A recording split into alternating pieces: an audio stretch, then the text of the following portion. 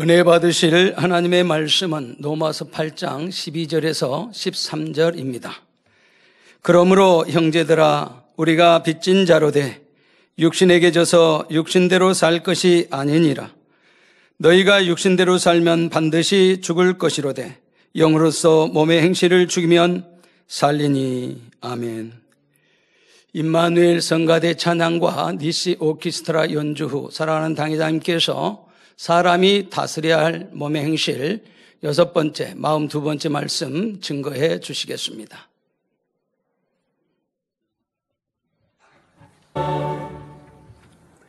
사랑하는 성도 여러분, 우리가 주님 닮은 생각, 바로 선한 생각, 영의 생각만 하려면 그 마음에 비진리, 악이 없는 진리로만 채워야 한다 했습니다. 그러니 악은 모양이라도 벗고자 하며 주님 닮은 참 자녀가 되기를 원하는 성도라면 항상 자신의 마음을 면밀히 살펴 변화시켜야 하지요. 그래서 지난 시간에는 우리 마음에 대해 말씀드렸습니다. 보통 사람들은 자신의 마음이 하나라 생각하지만 우리 마음은 여러 개로 구성되어 있다 했습니다. 로마서 7장의 설명처럼 명백한 진리의 마음과 본성을 포함한 양심, 명백한 비진리, 곧 검은 마음이 자리하고 있습니다. 우리는 이 마음 중 명백한 비진리의 마음은 물론 양심과 본성 속의 악까지도 찾아 벗어내어야 주님 닮은 아름다운 마음을 이룰 수 있습니다. 그래서 양심과 본성 속의 악에 대해 살펴보고 있습니다. 사람들은 자신의 양심은 옳다, 바르다 생각하며 선택과 판단의 잣대로 삼습니다. 하지만 우리의 양심은 사람마다 다르며 더욱이 하나님의 말씀에 비추어 보면 맞지 않은 것이 참으로 많지요. 그러니 우리는 자신의 양심이 진리와 다른 것을 알고 자신의 의와 틀, 악은 모양이라도 버려야 합니다. 그래서 신속히 성결될 수 있는 방법, 길 중에 하나가 나는 옳지 않구나. 또 내 결정과 또 내 분별함이 온전한 진리가 아니다라는 것을 인정할 때 빠른 변화를 가져올 수 있습니다. 내가 아직 온전하지 않으니 성령님을 의뢰할 것이고 하나님의 말씀으로 기준하지 않겠습니까? 그러면 판단 정죄 또 죄악 가운데 떠나는 것이 쉬워지는 것이지요. 오늘도 말씀을 통해 발견되는 악의 모양은 벗어버리고 선과 진리로 채워 아름다우신 주님의 마음을 온전히 담는 복된 성도님들이 되시길 바랍니다. 사랑하는 성도 여러분, 지난 시간에 양심과 본성 속에 있는 비진리를 살펴보았습니다. 성결되려면 이런 악을 벗어버려야 하지요. 그런데 이렇게 변화되면서 또 다른 틀을 만드는 경우가 있습니다. 바로 선의 틀이지요. 진리로 또 다른 틀을 만든 것입니다. 예를 들어 어떤 일꾼이 목자가 양떼를 용서하고 감싸주는 모습에 감동을 받았습니다. 이때 용서하고 이해하는 것이 선이지 영혼을 갈무리하는 일꾼은 저렇게 해야 한다라는 선의 틀을 만들었습니다. 그래서 양떼를 관리할 때 자신도 어찌하든 영혼을 용서하고 감싸주려고 합니다. 그런데 문제는 이렇게 용서만 해서는 안 되는 상황에서도 똑같은 태도를 취한다는 것입니다. 어떤 경우 죄에서 돌이킬 수 있도록 엄히 지적하고 권면하는 것이 진정한 선입니다. 물론 이렇게 할 때 어떤 감정도 없이 온유한 심령으로 해야 하지요. 그런데 선의 틀을 만든 사람은 범죄한 영혼에게 권면하는 일꾼을 보면 자기가 만든 의가 발동합니다. 사랑은 허물을 덮어주는 것 아닌가? 저 일꾼은 사랑이 부족한 것 같아 라며 자신이 만든 선의 틀로 그 일꾼을 바라봅니다. 이와 반대인 경우도 있습니다. 어떤 일꾼은 양떼를 지적하고 권면하는 것이 사랑이고 선이라고 생각합니다. 자신이 맡은 양떼가 말씀대로 살지 못하면 잘 이해되지 않지요. 왜냐? 자신은 초신자 때부터 그 정도의 말씀은 지켰기 때문에 다른 사람도 그렇게 할 수 있다고 생각하는 것입니다. 또 상대가 버거워해도 계명을 지키도록 가르치고 권면하는 것이 상대에게 유익된 일이라고 생각합니다.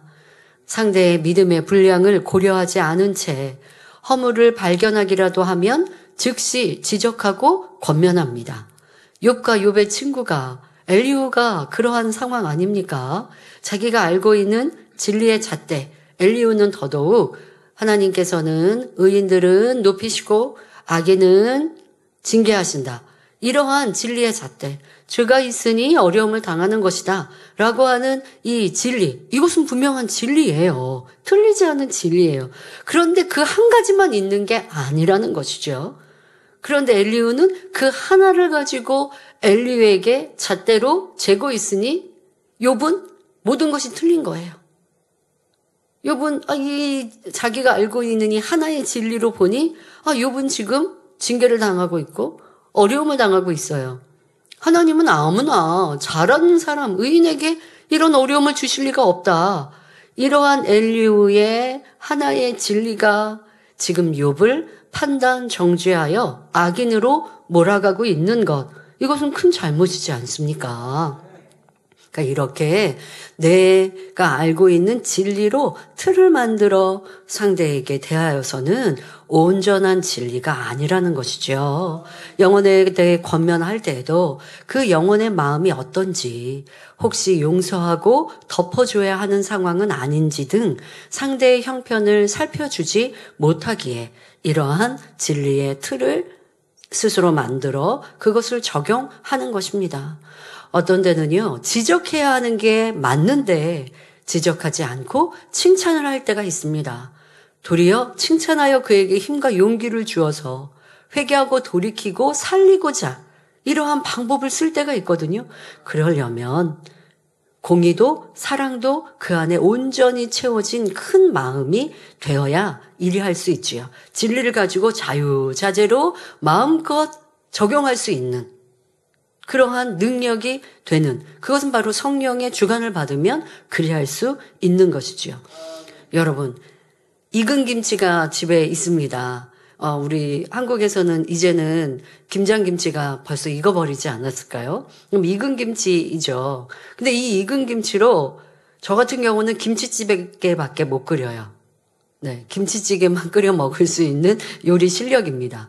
그런데 요리 연구가는 그 익은 묵은지로 많은 요리를 만들어낼 수도 있어요. 뭐 고기랑 김치랑 이렇게 뭐 말아서 뭐 김치말이 뭐 찌개도 하고 이렇게 저도 요리 레시피를 보면 다양한 요리 방법이 있더라고요. 근데 저는 김치찌개 하나밖에 못 끓여요. 실력이 그거밖에 안 되니까요. 진리도 마찬가지입니다. 뒤에도 이제 자세히 설명합니다만은 진리가 이렇게 바뀌고 저렇게 바뀌는 건 아닙니다. 항상 진리는 변함이 없는 것입니다. 그러나 그 재료를 가지고 어떻게 적용하고 요리하느냐에 따라서 방법론은 달라질 수 있는 것이지요. 이렇게 해야 하는데 그리하지 않고 나는 하나의 진리의 잣대를 만들어서 자신에게도 괴롭게 하고 힘들게 하고 또 영혼들에 대해도 상대에 대해서도 잘못 이끌어 가는 것, 이것은 진리의 틀을 만든 것이죠. 이처럼 본성과 양심에 더하여 진리로 다시 선의 틀을 만들기도 하는데 이 또한 하나님의 뜻과는 맞지 않습니다.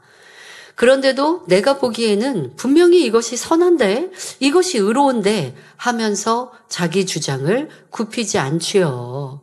물론 진리가 시시각각 달라진다는 뜻은 아닙니다. 진리는 절대 분별입니다. 변하지 않습니다. 다만 물이 그릇에 따라 모양이 바뀔 수 있는 것. 여러분, 이것은 이해가 되시죠?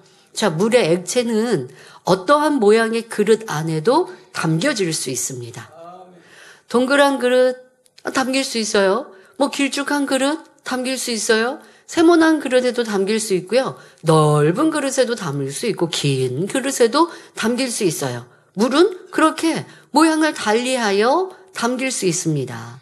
자, 이것이 바로 진리를 적용하는 모양이 조금 달라질 때라고 말하는 것이죠. 자, 그런데 이것과 대비되는 것이 무엇입니까? 얼음입니다. 자, 물을 얼린 것이 얼음이죠. 그런데 조금 성격이 달라진 얼음은 자기의 모양과 다르면 담길 수가 없어요.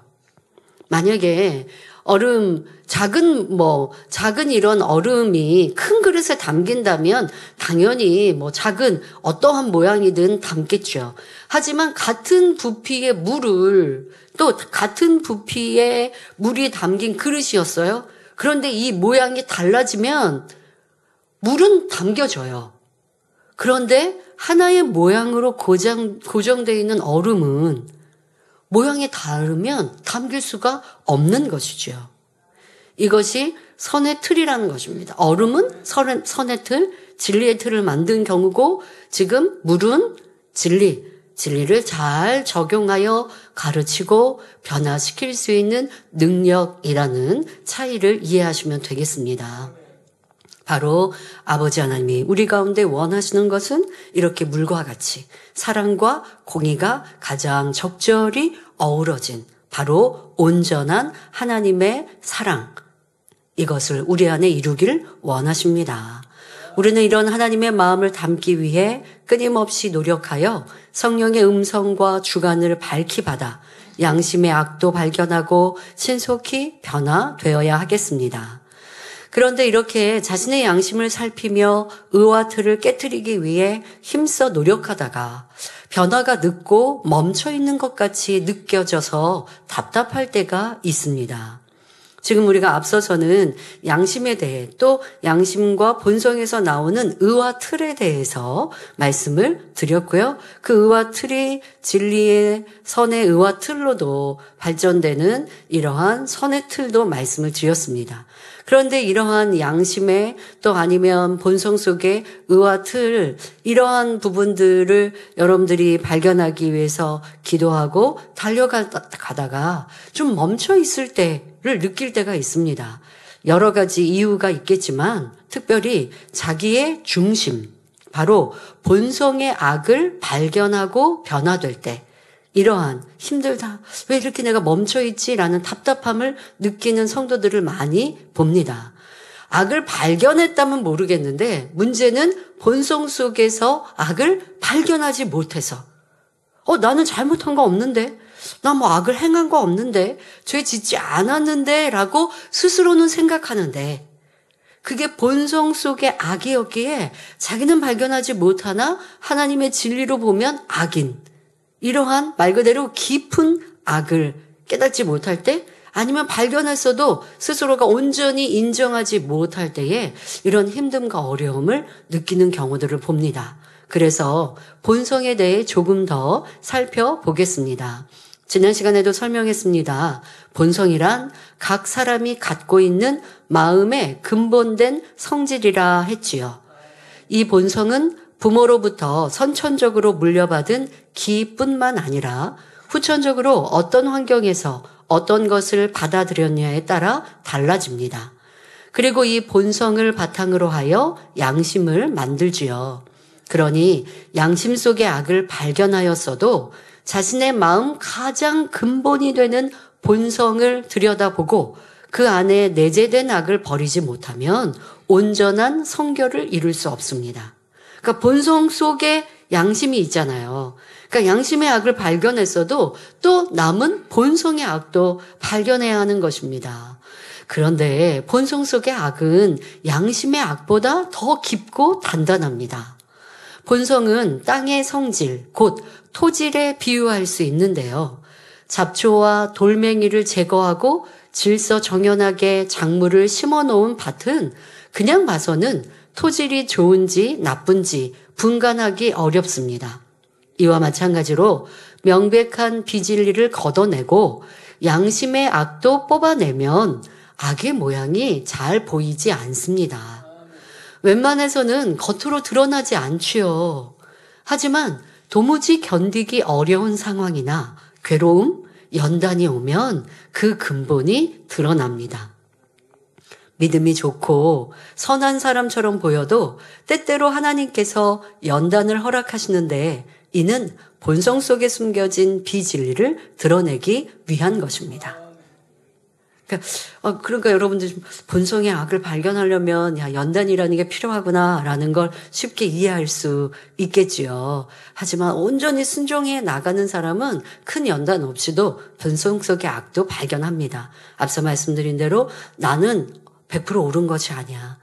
내가 진리를 쫓기 위해 힘쓰지만 아직 내게 부족한 것이 많이 있으니 깨어 기도하고 말씀으로 항상 나를 복종시키고 성령의 음성으로 나를 발견해야지 라는 자세가 되면 큰 연단 없이도 계속하여 변화되어져 가고 멈추지 않기에 낙담하고 낙심하고 힘들지 않을 수 있는데, 그런데 우리 인생이요, 어느 만큼 이루었으면 좀 쉬고 싶거든요.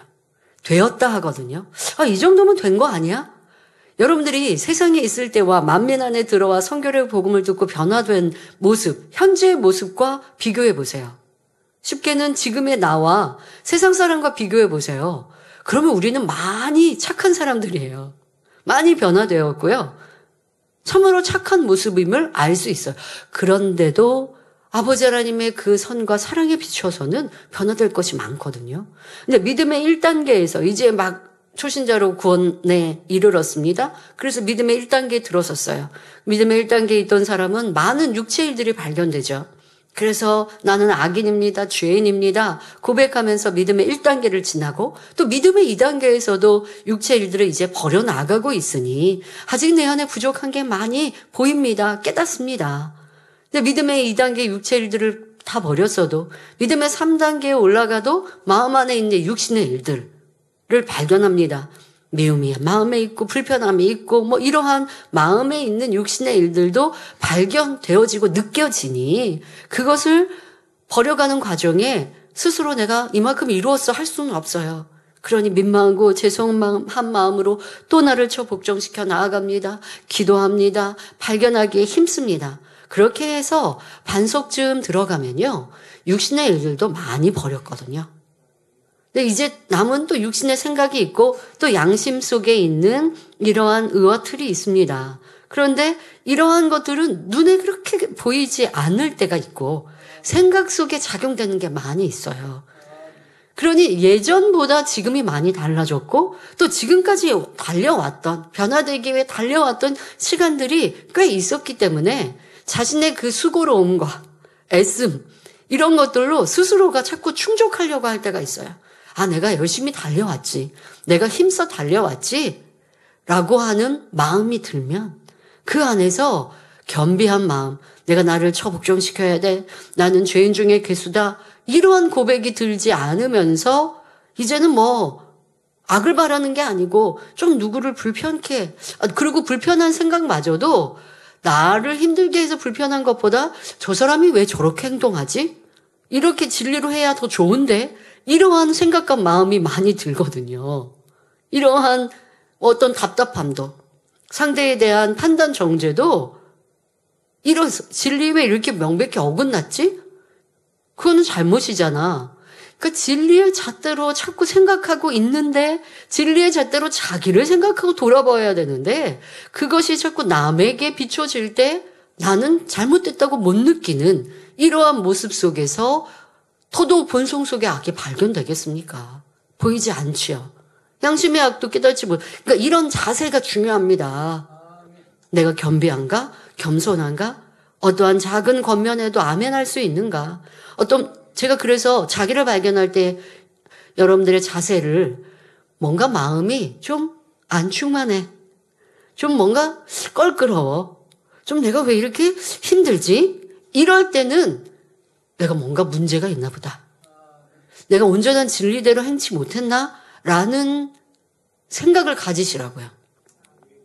그런데 조금 뭐가 불편해. 상대방과 좀 불편해요. 그 사람의 행동을 보면서 뭐가 답답해요. 그런데 내가 그 사람 미워하는 것도 아니고 뒤에서 험담하는 것도 아닌데 하고 넘어가 버리면 그 불편함이 어디에서 비롯되었는지, 그 불편함은 자기의 양심 속에서 내가 만든 의로 상대를 지금 평가하고 있는 것이고, 또 더 진리로 앞선 사람이라면 선의 틀을 만들어서 그것으로 기준하는 것인데 이것을 발견하지 못할 수밖에 없어요.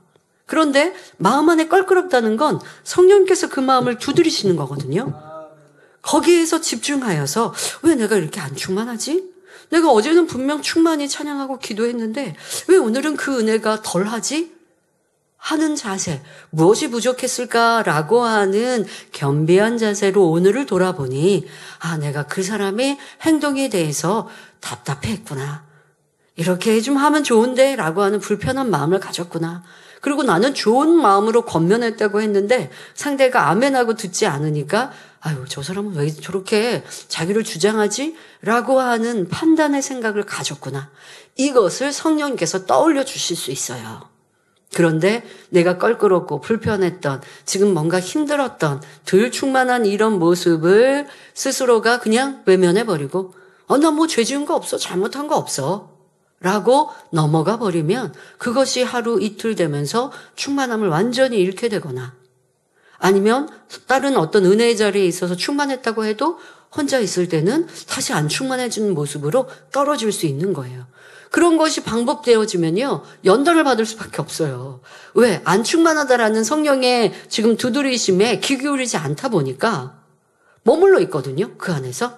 난 상대방을 지금 불편해하는 것, 상대방을 내가 지적하는데 상대가 듣지 않을 때에 답답해하는 이러한 자기 의와 틀에 멈춰 있는데, 이걸 버려야 다음 단계로 뛰어 올라갈 텐데, 버리지 않고 있는 하나님의 자녀를 하나님께서 두고 보시면 안 되잖아요. 그러니 어떠한 환경과 조건의 어려움, 아니면 내 육체의 어떤 질병과 문제, 이런 것들을 통하여서 더 겸비해지면서 무엇이 잘못되었지? 라고 나를 더 깊이 들여다볼 수 있는 기회를 주시는 거죠. 그러니 연단이 두렵고 어려운 것이 아니라 아버지 하나님의 사랑인데요, 연단 없이 본성 속의 악까지도 발견하기 위해 더 겸비한 자세를 가지시기 바랍니다. 자, 그런데 이 본성 속의 악을 발견한 대표적인 인물, 연단을 통해 깨어진 인물이 바로 우리가 저녁 예배 듣고 있는 욥이지 않습니까? 연단받기 전에 욥은 스스로 어떤 악을 발견할 수가 없었습니다. 그러나 심한 고난에 처하게 되니, 그럼 발견했나요? 아직 발견하지 못하더라고요. 그럼 어떤 모습으로 나왔습니까? 심한 연단을 받으니 마음 본성 속에 있는 악이 드러난 것이죠. 하나님께 원망을 쏟아냅니다. 친구들의 권면도 무시하고 친구들을 눌러버리죠. 의로운 욥의 본성 깊은 곳에 이렇게 악한 것이 숨겨져 있었고 그것이 연단의 때에 드러난 것입니다. 드러나니까 뭐가 좋은가요? 드러나니까 자기를 발견하고 인정해서 이거 버리면 되잖아요. 드러나지 않고 다 잠잠히 내 속 깊이 눌러놓고 있다가 나는 선하고 착한 척하고 살았다가 주님을 만났을 때 주님께서 너는 어떡하니? 마음속 깊은 그런 악을 발견하고 버리지 못했구나. 그러니까 너는 그냥 2000층 잘해봐야 2000층 아니면 너는 1000층밖에 못 가는데 할 수밖에 없어요. 내 본성 속에 있는 악이 드러나는 건 축복입니다. 그러나 드러나서 계속 악을 바라라는 게 아니죠. 발견했으면 인정하여서 불같이 기도하여 버리면 아버지 원하시는 아름다운 참자녀가 될 수 있습니다. 다윗도 마찬가지였습니다. 그는 하나님의 마음에 합한 자라 인정받을 정도로 아름다운 마음과 중심을 가졌고 하나님과 백성을 지극히 사랑했지만 이런 다윗도 본성의 악이 드러났지요. 우리아의 아내 밧세바를 취하였고 그녀가 잉태하자 괴계를 써서 선한 백성인 우리아를 이방인의 손에 죽게 만들었습니다. 본성 속에 남아있는 간음이 발동하였고 이로 인해 궁지에 몰리게 되자 본성 속에 비진리가 드러나 살인이라는 악을 행하고 말았던 것입니다. 그럼 이런 큰 죄를 지은 다윗인데 하나님께서는 왜 내 마음에 합한 자라 하셨고 그를 부르시고 사용하셨을까요? 다윗이 이 죄로 인해 큰 연단을 받을 때의 모습을 보면 잘 알 수 있습니다. 선지자가 다윗 왕의 죄를 지적하자 즉시 인정하며 철저히 회개합니다. 또한 회개하였는데 시간이 지난 뒤에 그 회개에 합당한 열매로 심한 큰 연단을 받게 되죠. 그 큰 연단도 지극히 겸비한 모습으로 받아 죄의 흔적도 없이 깨끗이 사함받음은 물론 근본의 악도 버리고 더 지극한 선과 사랑의 차원까지 이르렀던 다윗이었기에 하나님의 사랑을 받을 수 있었습니다. 이것이 참 회개요, 하나님이 원하시는 인간 경작의 열매입니다. 우리가 주님을 영접하고 하나님을 아버지로 믿어드린 후 죄 짓지 않고 순종만 하며 살면 얼마나 좋을까요? 그러나 사람의 인생이 그래야지 못합니다. 그래야지 않더라는 것이지요. 그러니 또 연약함이 드러나고 또 죄를 짓습니까? 그러면 철저히 회개하고 다시는 죄 짓지 않고자 힘쓰며 결국 그러한 회개가 반복되어져서 죄성, 독성, 악성까지 버려나가는 것. 이것이 하나님이 원하시는 참 자녀입니다. 그러니까 경작을 계속하여 하시는 거예요. 농부가 한 해만 농사 짓고 열매를 풍성히 얻었다고 그만하지 않잖아요. 우리에게도 계속하여 주시는 이 기회 속에 내가 부족함을 발견했다면 또 변화되고, 그렇다고 회개하고 또 죄를 지어도 된다는 건 아닙니다. 회개하였으면 다시는 죄 짓지 아니하여야죠. 그러나 연약하여 내가 또 부족하여 넘어졌다면 또 일어나 회개하고 돌이키고 이제는 다시는 죄 짓지 않겠습니다 라는 마음으로 각오하고 마음의 죄성, 독성, 이 근본의 악까지 발견하고 인정하여 매일매일 기도해 가고 자기를 처복종시켜 나아가면 이제는 근본의 악도 버려서 다시 죄 짓지 않는 사람의 아름다운 열매까지 이르게 되는 것입니다. 그러고자 우리 안에 본성의 악도 드러내시고 연단을 통해 이렇게 변화시키시지요. 욥과 다윗은 연단을 통해 이전보다 더 선하고 온전한 마음으로 변화되었습니다. 그리고 본성 속에 있는 비진리까지 빼어버린 후에는 영적인 축복뿐만 아니라 이 땅에서도 이전과 비교할 수 없는 큰 복을 받았습니다. 우리도 마음의 악이 조금 더 없는 온전한 영을 이루기 원한다면 자신의 본성과 양심까지 빛의 말씀에 비추어 오직 진리로 변화시켜야 합니다. 이렇게 양심과 본성 속의 악까지 발견하여 버리면 우리의 마음이 진리의 마음, 즉 영이 됩니다. 이때는 잠언 4장 23절의 말씀이 내 안에 이루어지지요. 무릇 지킬 만한 것보다 더욱 내 마음을 지키라. 생명의 근원이 이에서 남이니라 하신 말씀이 이루어집니다. 여기서 생명은 자신의 구원에 그치지 않습니다. 다른 사람에게도 생명을 얻게 할 수 있지요. 그 마음에 진리만 있으니 생각과 행함이 진리, 선과 사랑으로 가득하여 그리스도의 향기를 바람으로 만나는 사람들에게 기쁨과 행복을 주며 나아가 생명을 낳는 사람이 되는 것입니다. 또한 마음이 진리 자체가 되면 그 마음에 품어 구하는 바도 오직 하나님의 영광만을 구하기에 바라는 소원도 척척 응답받습니다. 반대로 그 마음에 비진리와 악이 있을 때는 마음을 지킬 수 없습니다.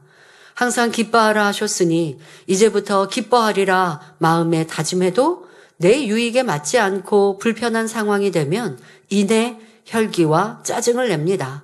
쉬지 말고 기도하라 하셨으니 순종하고자 마음 먹어도 오늘은 피곤하니 내일부터 하자 하며 기도하지 않지요. 자신의 마음 하나도 지키지 못하는 것입니다. 또 자신의 생각도 다스리지 못합니다. 악한 생각을 하지 말아야지, 슬프고 어두운 생각을 품지 말아야지 했지만 내 뜻대로 되지 않습니다. 속상한 생각을 안 하려고 하면 더 떠올라서 괴롭다고 말하지요. 이렇게 비진리로 가득한 마음은 사단이 주관하니 마음은 내 것인 줄 알았는데 내 생각이요, 내 마음이지만 내 뜻대로 되지 않더라는 것입니다. 결국 사단이 완전히 주관해버리고 어떤 경우는 귀신의 역사를 받으면 이게 내 마음도 아닌 이러한 경우가 생기지요. 성경에도 그 마음의 탐심과 비진리로 인해서 마음을 지키지 못함으로 생명이 아닌 화를 입는 사람을 볼 수 있습니다. 바로 아나니아와 삽비라 부부입니다. 초대교회의 성도들이 자신의 소유를 팔아 헌금하며 구제하는 모습을 본 아나니아와 삽비라 부부는 자신들도 소유를 팔아 드려야겠다라고 마음을 정하였습니다. 그러나 마음의 욕심이 발동하여 작정하였던 것을 변개함은 물론 거짓으로 속이기까지 합니다. 그러니까 마음 안에 진리의 마음이 있는가 하면 비진리의 마음이 같이 공존하는 때가 있다고 말씀드렸죠. 영으로 온전히 이루기 전까지는 그리합니다. 이 아나니아와 삽비라도 이 진리의 마음, 좋은 마음으로는 내 소유를 팔아 다 하나님께 드려야지 라고 정한 마음이 있었는데 반대의 마음에는 탐심이 여전히 있기에 탐심으로 인하여 결국은 거짓, 속이는 행함을 이룹니다. 사도행전 5장 3절 4절에 베드로가 가로되 아나니아야 어찌하여 사단이 내 마음에 가득하여 내가 성령을 속이고 땅값 얼마를 감추었느냐. 땅이 그대로 있을 때에는 내 땅이 아니며 판 후에도 내 임의로 할 수가 없더냐. 어찌하여 이 일을 내 마음에 두었느냐. 사람에게 거짓말한 것이 아니요 하나님께로다 하였지요. 이 말을 마칠 때 아나니아는 엎드러져 혼이 떠나 죽었고 뒤에 온 아내 삽비라도 남편과 똑같이 행하고 죽었습니다. 이들은 성령이 충만할 때는 하나님께 다 드리려고 마음을 정하였습니다. 하지만 막상 돈을 보니 아깝다는 생각이 들었고 이에 욕심, 변개함, 거짓 등 비진리의 마음이 요동하였습니다. 바로 사단은 이 비진리의 마음을 혼의 작용을 통해 움직입니다. 사단이 마음을 사로잡아 버리니 하나님의 사람을 속이며 자신의 마음을 주관하신 성령도 속이려 한 것입니다. 이렇게 사단의 주관을 받는 사람들을 혼의 사람이라 하는데 이에 아나니아와 삽비라의 죽음을 혼이 떠났다 표현하는 것입니다. 하지만 이들 부부같이 마음을 지키지 못하였다고 곧바로 생명을 거두시는 것은 아닙니다. 여러분 이 세대에 그렇게 마음을 지키지 못하는 경우가 얼마나 많습니까? 여러분들의 삶 속에서도 이러한 때가 왜 없겠습니까? 작정하였다가 이행하지 못하여 죄송할 때 그러면 다시 이행하면 되죠. 이렇게 기회 주시는 사랑의 하나님께서 우리가 때로는 마음을 지키지 못하였다고 우리의 생명을 거두셔서 죽음을 맞게 하지 않으십니다. 하나님은 어찌하든 변화되기를 오래 참고 기다려 주시기 때문입니다. 하지만 하나님과 하나님의 사람을 속이는 것이 얼마나 큰 죄인지 본보기로 아나니아와 삽비라의 죽음을 통해 알려주신 것입니다. 또한 이렇게 곧바로 죽임을 당하지 않는다 할지라도 결국 내 마음을 그 마음을 진리로 지키지 않고 계속하여 죄와 악으로 쌓아간다면 결국 생명을 잃는 결과까지 이르는 것임을 아나니아와 삽비라의 일을 통해 우리는 명심하여야겠습니다. 아이고 나는 마음 지키지 못했는데 작정하고 이행하지 못했는데 과거에 오랜 시간 그랬는데 하나님이 내 생명 안 거둬 가셨는데 용서받았나? 하는 것 그렇게 생각하시면 안 됩니다. 약속한 것은 이후에라도 지킬 때에 여러분들이 전에 있었던 죄를 용서받는 것이지 잘못했어요라고 하는 말로만으로는 용서가 온전히 되지 않습니다. 그 정하였던 마음을 지켜 행하여야 온전한 용서가 됩니다. 그러면 계속 회개만 하고 있으면 겨우 구원받는 경우가 될 것이고 온전히 내 마음을 지켜 다시 이행한다면 죄의 담 없이 이행한 것의 복을 누릴 수 있는 것이고 자 그리고 여러분들의 삶 속에 꼭 아나니아와 삽비라뿐 아니라 하나님은 죄에 대해서 명백히 우리 가운데 경계하셨는데 경계하신 어떤 재앙이 당장 임하지 않아서 사람들이 하나님이 나 용서하셨나? 라고 마음대로 생각하거나 아니면 내가 큰 죄 지은 거 아닌가? 스스로가 합리화하거나 아니면 죄를 짓고도 두려운 마음을 잃어버리는 경우가 있습니다. 처음에야 죄 짓고 어떠한 재앙이 임할까 두려워했는데 재앙이 오지 않으니 그냥 내 마음을 쉽게 편하게 바꾸는 사람들도 있지요. 하지만 여러분들의 죄에 대해서 하나님의 경계는 분명합니다. 그리고 그대로 이루어집니다. 단지 지금 이루어지지 않는 재앙일 뿐 무엇보다 더 재앙이 임하지 않고 이후에 심판하신다면 그때 가서는 회개할 기회가 없으니 도리어 안타까운 일이지요. 여러분들에게 기회가 주어진 이때를 놓치지 말고 더 아름다운 변화의 열매로 삼아야 할 것입니다. 그러면 우리 안에 생명이 되는 영의 마음을 이루기 위해서는 어떻게 해야 할까요? 여러분, 앞서 잠언 4장의 말씀은 마음을 지키면 여기서 생명이 나온다라고 하신 이 마음을 지키라는 건 잘 이해하셔야죠. 영으로 이룬 후 그 마음을 지키는 것을 얘기하는 거죠. 내 마음에 비진리가 있는데 그 비진리를 지켜서 생명이 되겠습니까? 다시 말해 여러분 마음을 진리의 마음으로 영의 마음으로 바꾸는 것이 내 마음을 지키는 것이죠. 그리고 영으로 이룬 사람은 그 영의 마음에서 더 깊은 아버지의 마음을 이뤄가는 것이 그 마음을 지키는 것이고 그리할 때 생명이 됩니다. 자, 이렇게 생명이 되는 영의 마음을 이루기 위해서는 어떻게 해야 할까요? 지금까지 전한 말씀을 정리하면서 더 추가로 말씀을 전합니다. 자, 우리의 마음이라는 그릇, 이 그릇에 진리를 온전히 담으면 이것이 바로 영의 마음이요 생명이 됩니다. 자, 그러기 위해서는 첫째로 마음속 비진리를 다 뽑아내어 우리의 마음밭을 옥토로 개간해야 하지요. 지금까지 마음에 대해 설명하면서 의와틀, 양심, 본성 말씀드린 게 이렇게 여러분 마음을 개간하는, 마음밭을 개간하는 내용을 설명한 것입니다. 고린도전서 3장 9절에 너희는 하나님의 밭이요 하셨고 마태복음 13장에서 예수님은 사람의 마음밭을 길가밭, 돌밭, 가시떨기밭, 옥토로 나누어 설명하십니다. 비진리로 단단히 굳어버린 길가밭을 갈아엎어 부드럽게 하고 뿌리를 깊이 내리지 못하게 하는 돌을 빼내고 세상의 염려와 유혹과 욕심을 이기지 못하여 열매를 맺지 못하게 하는 육신의 생각, 가시떨기를 다 뽑아내어 옥토로 개간해야 합니다. 개간하는 방법은 하나님 말씀에 버리라는 것은 버리고 하지 말라 하는 것은 하지 않는 것이지요. 죄를 피 흘리기까지 버리라. 악은 모양이라도 버리라. 미워하지 말라. 혈기내지 말라. 간음하지 말라. 거짓말하지 말라. 이웃의 것을 탐내지 말라 하신 말씀들입니다. 이런 말씀대로 순종하면 마음의 비진리가 빠져나가지요. 자, 둘째로 우리의 마음을 옥토로 개간했으면 이제 아름다운 선으로 가득 채워야 합니다. 옥토 자체는 악을 버린 깨끗한 바탕일 뿐 아직 씨를 뿌려 열매를 낸 것은 아니지요. 여기에 하나님의 말씀에 지키라는 것은 지키고 행하라는 것은 그대로 하는 것, 이것이 하나님의 말씀인 씨를 심는 작업입니다. 계명을 지키라, 선을 행하라, 사랑하라, 용서하라, 기뻐하라, 감사하라, 기도하라, 구제하라, 화평하라 등의 말씀을 행하는 것이지요. 세 번째는 행함으로 온전함을 이루어야 합니다. 마음속의 비진리를 버리고 하나님의 말씀에 지키라, 행하라 하는 것을 그대로 행하되 그 행함이 온전해질 때까지 순종해야 합니다. 이렇게 순종하기 위해서는 성령의 도우심이 필요합니다. 내 힘과 다짐, 노력으로 선결될 수는 없습니다. 하나님의 은혜와 능력, 성령의 도우심이 임할 때 변화될 수 있지요. 그러니 쉬지 말고 간절히 부르짖어 기도해야 합니다.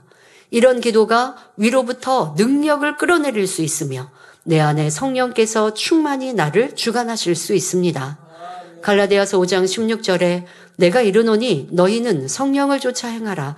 그리하면 육체의 욕심을 이루지 아니하리라 하신 말씀처럼 여러분이 성령의 소욕에 따라 명백한 비진리의 마음을 빼내고 본성과 양심도 모두 진리로 채우면 마음이 영 자체가 됩니다. 즉 마음을 진리로만 지킬 때 생명의 근원인 영이 살아나게 된다는 뜻입니다. 이렇게 마음에서 비진리를 버리고 진리로 채우면 이제 아버지 하나님의 마음을 온전히 닮은 신의 성품에 참여하는 더 깊은 영의 사람이 되기 위한 작업을 이루어야 합니다.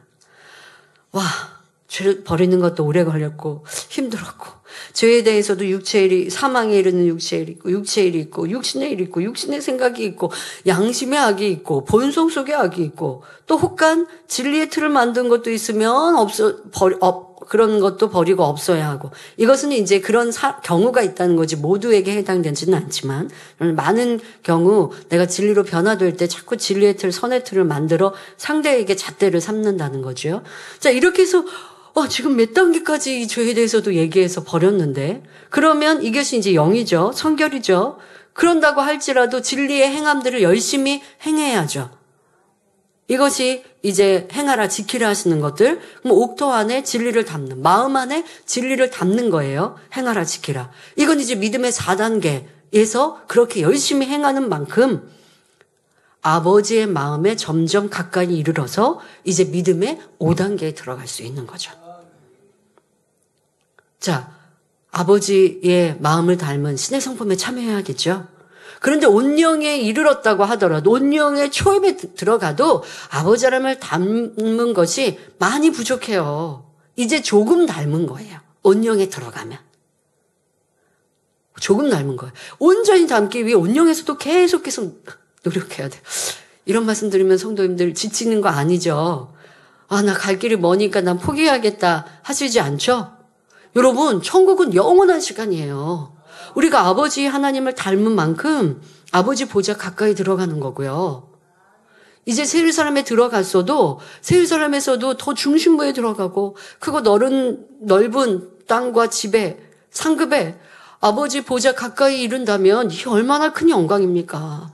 짧은 이 세상에서도 크고 넓은 집에 살고자 하면서, 그래서 그렇게 수고하고 노력하면서 내 마음을 할례하고 진리를 담아가는, 내 마음을 차곡차곡 채워가는 거 어렵고 힘들게 느낄 때만인 거고요. 그 시간을 지나고 나면 어려워지지 않아요. 진리를 행하고 쫓는 게 행복하고 기뻐요.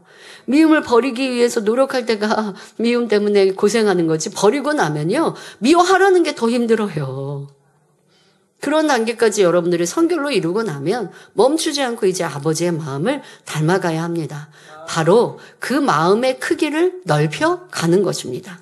마태복음 5장 48절에 하늘에 계신 너희 아버지의 온전하심과 같이 너희도 온전하라 하신 것 같이 깨끗해진 마음 그릇 안에 하나님의 속성인 선과 사랑을 채워 넓고 큰 그릇을 이루면 더욱 하나님 닮은 마음으로 이룰 수 있습니다. 그래서 이제 마음의 크기에 대해 말씀을 드릴 텐데요. 시간이 많이 갔기에 이에 대해서는 다음 시간에 말씀드리도록 하겠습니다. 여러분, 우리의 성결한 길, 또한 아버지의 마음을 닮아가는 길 할 수 있습니다. 여러분, 부모가 지식 있고 건세 있으면 자녀가 나 닮기 원하지 않겠습니까? 아버지 하나님은 아버지를 닮은 자녀들을 원하세요.